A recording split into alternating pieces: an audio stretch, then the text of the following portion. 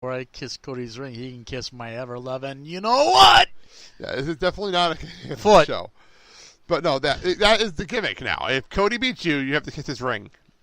Well, first of all, I don't think. Okay. Oh, here. First of all, I don't think Cody's Catholic, and second of all, you don't look like the Pope. So I cannot believe this is the gimmick now. This is the gimmick. Like, what is happening? Ring of Honor. Can we just go back to another Kiss My Arse club or something? I don't get this. Why does Cody have to be champion right now? This is terrible. This is my fear.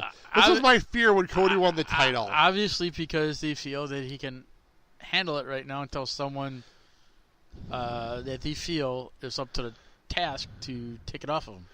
I don't know. I just have issues with it because I just don't like the fact that he is champion and it doesn't feel like it's important right now. It doesn't feel important. The belt, for some reason. The Ring of Honor Championship doesn't feel important right now to me. Does it seem to me, or maybe I'm looking too much into it, that ROH is kind of like disjointed? It feels like it. It just feels weird. Like this show should be a bigger deal than it is. Right. Like there's some things that don't fit, and there's some wrestlers that aren't there that should be there. I have a question. Where are Daniels and Kazarian and the Machine Guns on this show? They're not on this show. Why is Daniels, a former world champion, not on this show? Like, I don't understand how this makes any sense. Unless there's some disharmony in ROH. I don't understand any of this. This is a weird show. If someone has answers to these questions, we'd love to hear those. I just want to know why a New Japan guy's getting a Ring of Honor World title shot. Like, I don't understand any of this. It's not like this is a New Japan Ring of Honor show. This is a Ring of Honor pay-per-view. I don't get it. None of this makes any sense to me. Unless, of course, those wrestlers that we just mentioned are over in Japan. I don't know. It makes no sense to me whatsoever. So that's this show. I'm just not excited for Ring of Honor right now. I just not. And I want to be. I want to be excited. I want to be excited. The next, by the way, after this, we'll have to talk about this. Global Wars. They're doing a 3-night event, Global Wars shows. Going on. Is it 3 nights or 4 nights? In Canada? 4 nights. It's in Buffalo, Pittsburgh, Columbus, and Chicago. Oh, there you go. They're doing a 4-show.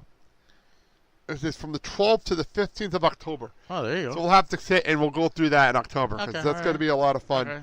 So that'll be that. That'll be our next big Ring of Honor thing. And then after that, the next thing that's going on is Final Battle. That's in December. So I don't know. I'm just not as enthused for this as I want to be. This is my personal opinion. Okay. Well, then I'll ask you this. Go for it. Are you going to be enthused for the other pay-per-view that's coming on Sunday? Yes. I'm actually really looking forward to No Mercy. Oh, there you go. I'm really looking forward to No Mercy. I'm more looking... Well, I'm going to throw it to us talking about it because I have Mandy and Sal. We're talking about the show. Okay. But I'm really looking forward to Strowman and Lesnar so much, and I don't know why. I'm really looking forward to that match a lot. I can tell you why. Go ahead. You want to tell? Yes. It's the meeting of the monsters. Yeah, okay? I really am looking forward to this. I mean, it's like the immovable object against a wall, you know. And here's the thing. Both wrestlers have their strengths and weaknesses, but for them to battle it out one-on-one, hopefully with no interference, and I do mean no interference, because if any interference... Even if Heyman's out there doing a little something, that's fine. But here's the thing. Heyman. Any interference to me would ruin the match. I agree. Okay, well, before we go, I'll ask you this. Does Strowman win the title? I would say he's red hot right now. I would put the belt on him and say yes. Yes. Okay. He is white hot. If you miss the opportunity, you're kicking yourself in the ass, Vince. I'm sorry. He is the Paul. He is the biggest star. Oh, no, this is Vince's show. This is still Vince's show. The NXT is Paul. Yeah. This is definitely Vince's show. Because here's the thing. Braun Strowman is so over right now. Okay. It's ridiculous. Here's the thing. You missed your opportunity the first time with Daniel Bryan to put the belt on, and the fans let you know how it went. Yep. You don't want to make the same mistake twice because Strowman is so white hot right now. He's so flaming. All you got to do is just point him in the right direction. He's going to go farther than you think he would be. And I'm telling you right now, you put the belt on him, that legitimizes the belt in that respect because then you're going to have other people come out of the woodwork to try to take it off him. So, before we go, I want to show you one picture. Go ahead. See your reaction to this picture. This is the crowd at SmackDown this week.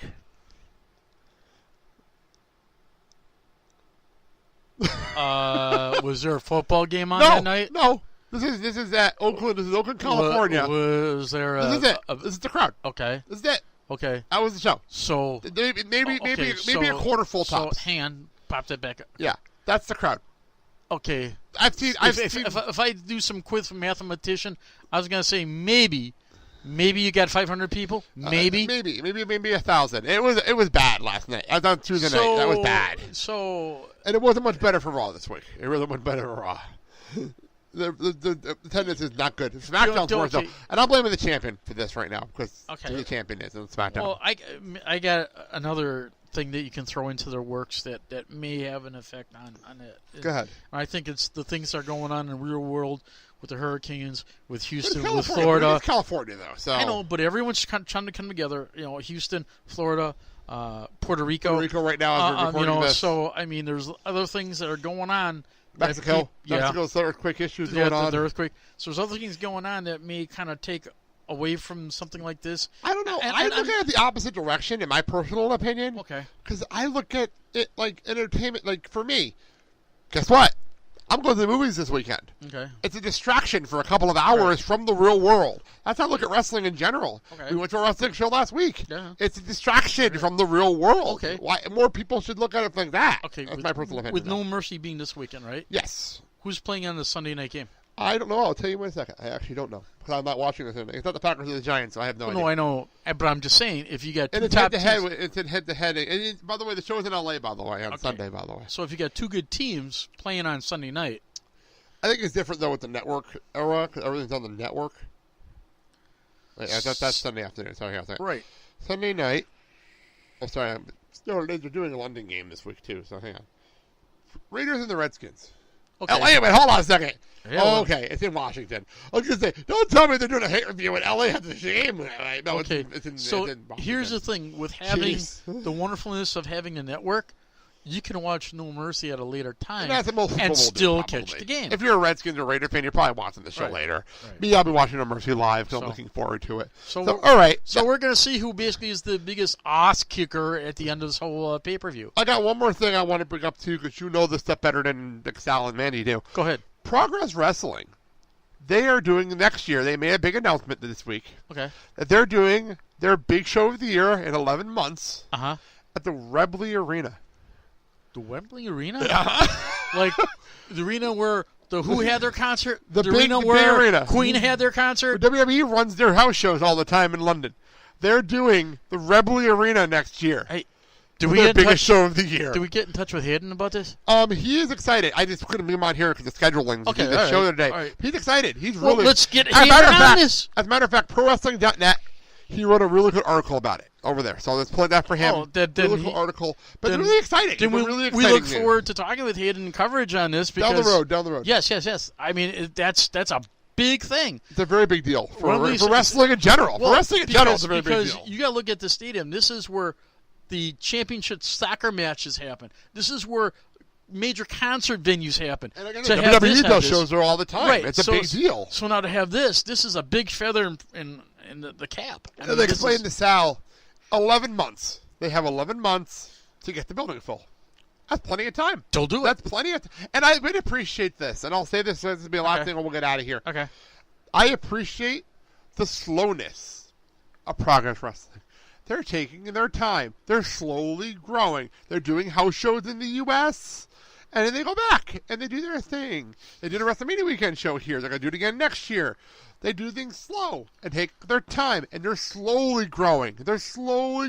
And I like that. And the thing about it is their match or their card isn't slapped together in a hurried fashion. So they got time to advertise. This is their WrestleMania. The show they're going to do is their WrestleMania. So they got time to advertise. They got time to basically tweak things. They got time to get the wrestlers, get the promo out. It was also cool that there's such a deep roster that there's an injury, they can cover their asses quickly. You know I mean, like having Pete Dunne at those house shows in New York. But here's the thing: they could basically do this media junket tour throughout the area. And, it could be the year to get to this show. That could be what this next year is. And here's the thing: if you're looking for an up-and-coming wrestling organization, this would be it. This is a big deal. This is such a big deal. And with all the rumors going around that WWE wants to bring them on the network, This is a very, very big deal. So if you, I'm sure they'll be able to pull this off without a doubt.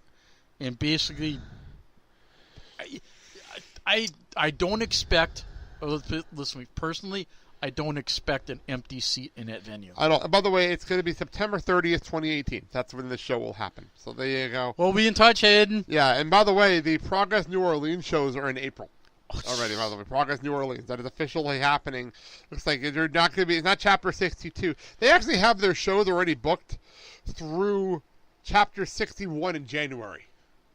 Already. Oh my God! Like they're already named and ready to go all the way through January. There's other organizations that could take. I give them credit. They're doing a great job out in the UK. Wrestling organizations can take a page out of their playbook because here's the thing: they're doing it the right way.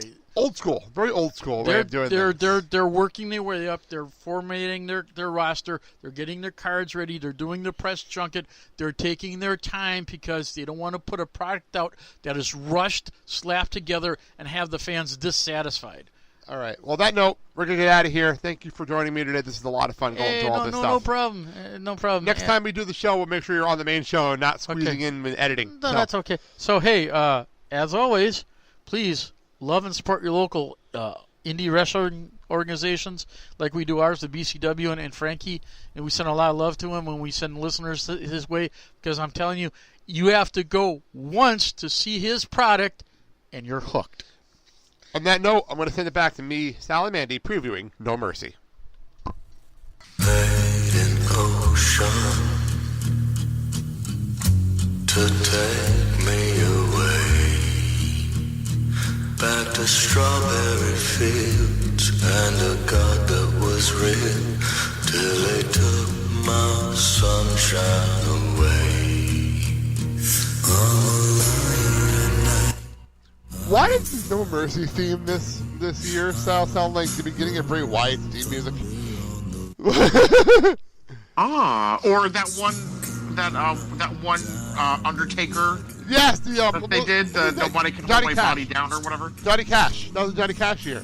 Yeah. If you watch it on the network, you'd never hear the song because they couldn't get their clearance on the network. Are you serious? So the only way you're going to hear it is on the DVD. That's the only way you're going to hear it. Luckily, I still have the original DVD of that because WrestleMania 28 against Triple H, if I remember right. So, it was 27. It was 27 because the only good thing that came out of WrestleMania 27. The only good thing that came out of that show. So, and No Mercy is going to be at the place where the Olympics will be at in 11 years. Woo-hoo. How about that? Yes, but I guarantee they're not going to be doing the Staples Center for the Olympics. So, this is the Staples Center in Los Angeles, California, and the crowd is going to be the story of this show. I guarantee it when it comes to the main event. So we'll get there. And we'll do some predictions here. We'll go through this card. We have no pre-show match because they haven't announced one yet as of this recording. Nor do I really care. I'm not going to lie. I really don't care. Because I guarantee it's going to be something like, here's another cruiserweight match that nobody cares about. And here's this and that. Or here's like, or they'll put Elias on the pre-show and stick a 2-minute song and then do an encore like you did last pay-per-view. Yeah. I love the fact that they let him do an encore in Brooklyn. That was why not? You know what's funny? I don't want to enjoy it, but he's making me laugh. He really is making me laugh now. Hey, he won me over, that's for sure. He's funny. He has his moments very, very, very funny. But anybody that can find a way to sing Jason Jordan as a Daddy's Boy made it for me. I'm not going to lie. So, anyway, WWE Cruiserweight Championship. For some reason, this match is happening. It's Neville taking on Enzo Amore. Sal, what are you thinking here? Good God. All right, so for shits and giggles, I would love to see Enzo win.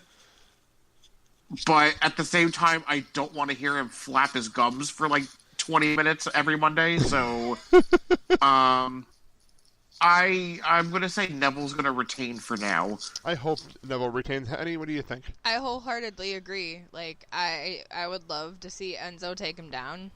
But then I don't want to have to hear his shit every week. Yeah, so it's funny because this is a weird match because I don't know if I care enough to actually be like, ooh, this is